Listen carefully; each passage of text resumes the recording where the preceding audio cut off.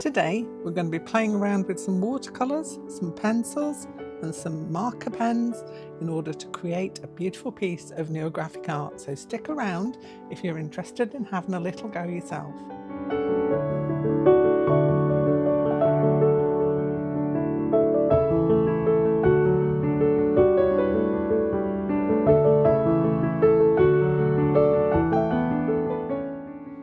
Hello and welcome back to a Kooky corner of YouTube. Today we're going to have a go at a little bit of neurographic art, or neurographic art inspired. Because what I want to do first of all is to lay down some kind of a background for us to work on. Now, the supplies I've got today, I've got my core watercolours because I really like the colours that I have in that set. Just for now, that's the ones that I'm favouriting. I've got some water and I have got, at the minute, an 8 round Aquafine Dalo and Rani brush. So I'm kind of thinking I've got to have a look in my set of colours and see which colours are calling to me at the moment, which ones I'm finding drawn to, should I say. With your background, it doesn't have to be watercolour. You could absolutely go with pencil or whatever you want to put on there. But bear in mind, we're going to be drawing over the top of it. So it's something that's got to be able to take a marker pen of some kind. So if you're not sure, grab a piece of paper, test out your supply that you're thinking of using and try marker pen over it, see if it works okay. With that said, I am going with watercolour again. I'm kind of into watercolour at the minute just because of Burbfest, and it's one of my chosen mediums to work with. So I'm working with watercolour and also Derwent drawing pencils, which may feature in this as well. I'm not sure yet. I'm not sure how we're going to go. It's crazy. We're just going to wing it. I've got my little brush holder there for when I've got a wet brush. And yes, I'm going to stick him off to the side there. So thinking about my background colours, I'm really kind of drawn to the blues and greens. I say blues and greens, but is it blue and magenta I'm drawn to? Yeah, I think it's kind of blue and magenta. So I'm going to use those for my background. So first of all, what I want to do is I am going to just wet my page. I could have used a different brush for this, which is a bit bigger, but hey, we're just going to go with it. And I am going to put myself some waters out there already on my page. And now, oh, do I want this one? Yes, I do. Yeah. I'm going to grab this and I'm just going to drop it onto my watercolour paper in random places and let it do its thing. It's going to do whatever it does. Kind of got a little bit too much water on this bottom edge, I feel, so I need to mop a little bit of that up just a little bit because it's kind of too wet, but I'm going to go with the rest of it. Okay, so yeah, more water there, and you can play around with it. You can tilt it if you want to so that it goes in different places. That's completely up to you. It is bowing a minute at the moment, but when it's dry it will flatten out, and that's when we'll be drawing on it. Now I'm going to go in with this magenta-y colour. I'm sure it's a magenta. I'll check in a minute. Oh, I love that. Yes. And when it mixes with the ultramarine blue, which is the other colour I'm using, it makes this beautiful purple colour. I am feeling that at this moment in time. So go with colours that you are feeling, you know. Stick with the colours that you like, bearing in mind that some colours will make a brown. So if you were into like orange and blue, probably not the best way to go. Try and go with either analogous colours, which are colours that are close to each other on the wheel. If you've got a colour wheel, it's always handy so that you can check. Let's see if that will tilt a little bit. I'm even blowing it. Well, trying to keep it as flat as I can for the minute. I'm going to add more water to that, just to spread it around a little bit. I just want to get myself a really cool background. So I am adding a fair bit of water into this. This is not the best watercolour paper, I have to tell you. It's good. It's good for what it is. It's a Daily Rounding Aquafine watercolour paper with a smooth finish on it. So I'm not using super fancy paper for this. I just wanted to use some of the stuff that I've been using recently that's kind of close to hand. I am liking that. I am liking that. Do I want to add a different blue in and see what happens? Ooh, this one's a phthalo blue, I do believe. I'm trying to remember which one this one is. It's just a little bit of a darker and more greenier blue. So I am going to be letting that dry off. So I've made my background. I'm quite happy with it. I'm going to blend that out a little bit more. So if you think things need changing, just go on your intuition with this. Look at what you've done and see if you like it. And if you don't, try and change it a little bit. But I'm quite happy with that. I'm going to try and just lift some of that water off the bottom with a dry brush, because it's kind of a lot. It's a lot of water. And yeah, I think I'm quite happy with that. I accidentally smudged there, but I think I can probably maybe lift it out. And if I can't, it's meant to be. Yeah, that'll do. So I'm going to let this dry. I'm going to come back. I'm going to show you some of the markers I've got. You decide what you want to use as well. But I might go 2 colours. Excitement! And I also might add some pencil into this as well. So let's see what we can do when it's dry. Okay, so we are dry. My brush is poised on this little snaky boy. It does make me happy looking at him. He's got a smiling face. Anyway, I have got some Unipin fine liners now. One of them is a 0.5 and the other one is a 0.9. So let's see how this goes. Thickness wise, you can see the one on the left is a little bit thinner and the one on the right is a fatter one. And I'm going to keep the 5 just for if I need to grab in some details, but I'm going to use the 9 for this one. So I'm going to put my lines on. Now I'm kind of just thinking, not letting my mind decide too much where the lines go. So I'm going to hold it right at the end. And it's just going to do whatever it will. There are no loops in neurographic art, so you don't do the loopy-doos like you do when you're doing a Zentangle. You just kind of place it where it wants to go, and you're trying to start at an end, but it wants to. You're trying not to let it go where you want it to go. You're trying to let it go where it wants to go, basically. It's harder than it seems because you've got in your head where you might want something to go, but you just have to let it decide for itself where it's going. So I'm trying to let go of the control and let the pen do what it wants to do. It wants to go there. It's coming around. Ooh, it's going weird. It's taking a different direction.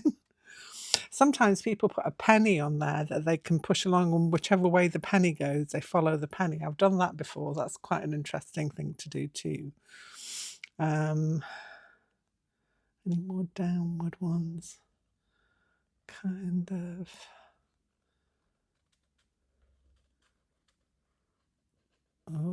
Okay, definitely wants to go over here. Right, okay. So now I've got my down and ups. I'm going to go for my crosses. Wants to go there. Oh, it's like in separating that area off. Okay. Oh, there. Okay, fine.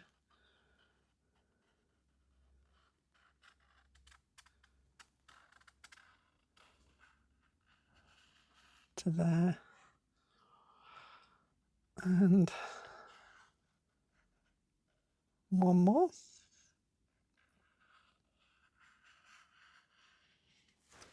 Okay.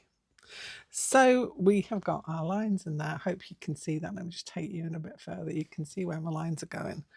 Really strange. We've got this area here that is kind of avoiding. I like it. It's cool.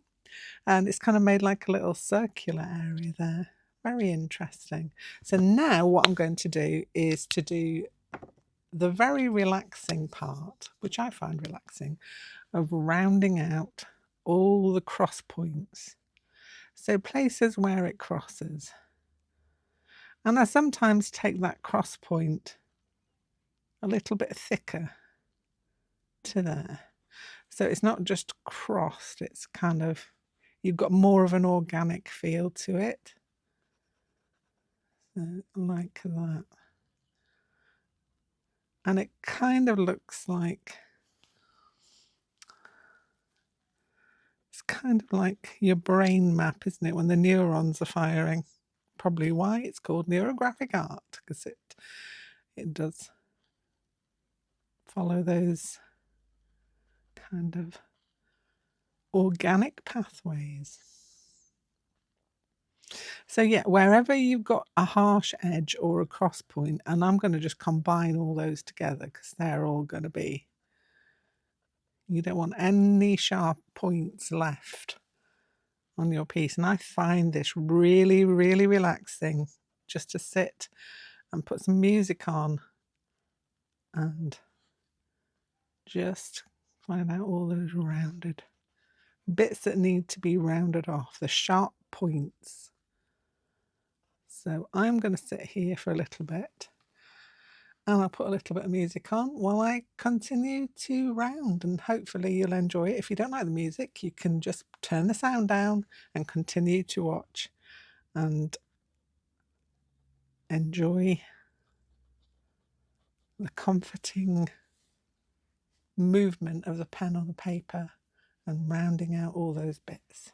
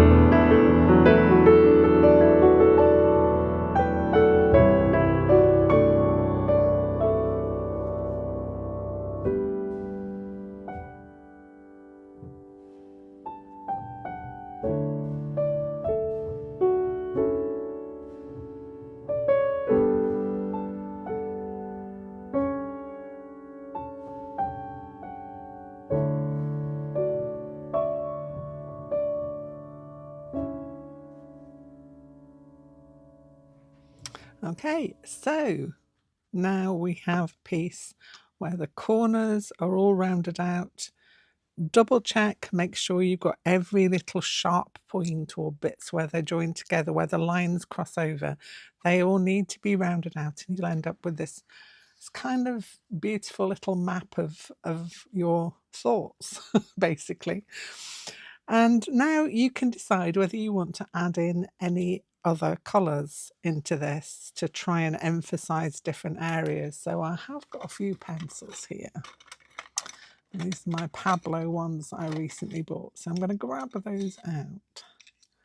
I don't need a black, but I've got some purples and blues here, which I think will go quite nicely. And I'm just going to gently just darken a few areas up. I'm going to go around where the little holes are and add in some shading there. And swap over my colours when I feel like I need to. Just darken up some of these areas that are crossed over and made like little islands. I've got this one, which is the indigo blue. I love indigo blue. There's certain colours that people are drawn to, aren't there? Things that you love, and indigo blue is one of mine. It's one of those things that I love and enjoy. So I'm just going to keep adding in. You can add in with whatever you want to add in. You could go in with colour, with neo colours if you want to. Completely up to you, whatever you're using. I mean, I'm using watercolour and pencil because that's what I have on my desk at the moment. But you can obviously use whichever materials you have or that you enjoy using.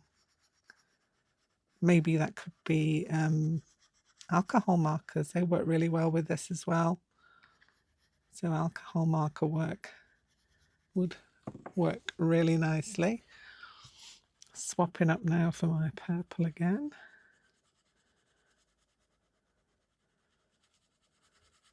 And just gently shading in different areas.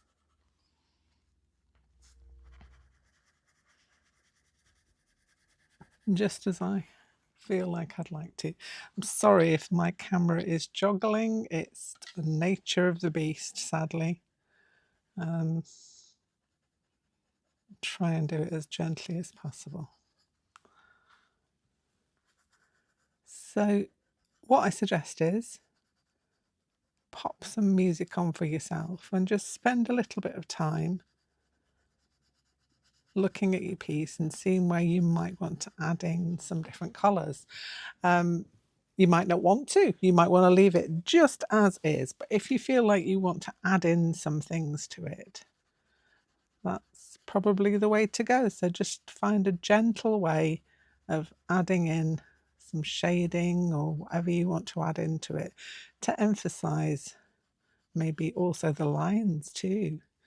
So you can emphasize those. So I'm going to spend some time with this. I'll come back in a moment and we'll see what else we can do with it.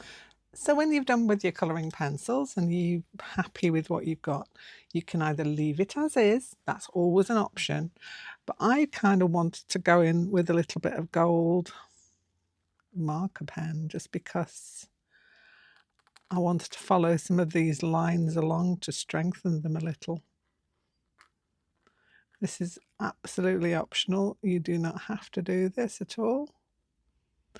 But I'm just finding areas where I want to strengthen the lines or just deviate slightly from them. So I'm just going in with this gold pen. This is a mangaka opaque in a gold. They do this in gold, copper, silver and white, I think. They also do it in a black, obviously, as well, but these are the ones I've got at the moment. So I want to strengthen that little area there. And that might take out some of your black lines, and that's fine, because you can always add them back in again. But I just wanted to highlight little areas. I don't know why, I'm just going with my gut. There's tiny little places that I want to add this little bit of gold into, like so. Completely up to you whether you do this or you don't. I just kind of like it. I kind of want to circle that for some reason. It's strange how you look at something, you think, oh, I just want to add a little bit of something into there and just give it some kind of a highlight. And again, it is completely up to personal choice. You can see I've got some shiny little highlights going on here, just looking to see if I want to take this one out up here. I do. I want to take that up there. And let's see. I'm not feeling a calling from any of these areas. That one says it wants to be outlined as well. It's very important. So now I've got some little metallic bits on my piece as well, but I'm also wanting to go back in where my gold has gone over something and just realign it back in again. Just looking to see if there's any other places that I want to add anything into. That's all good and well. And now for my pièce de résistance, I've got some gold gouache that I put into one of my other watercolour palettes. I just wanted to add it in. I don't know why, but I'm just going to do it anyway. So grab my water pot again. And get some gold gouache charged up on my palette. Over to the side. I just want to get some on my brush. Get quite a bit of it. Hopefully this is going to work, she says, and I'm going to just splatter it a little bit. You won't be able to see it until it's dry, but when it does dry, hopefully I'll have some little gold splatters on there as well. And the brain is also telling me that it wants to add in another colour too. So what does it want?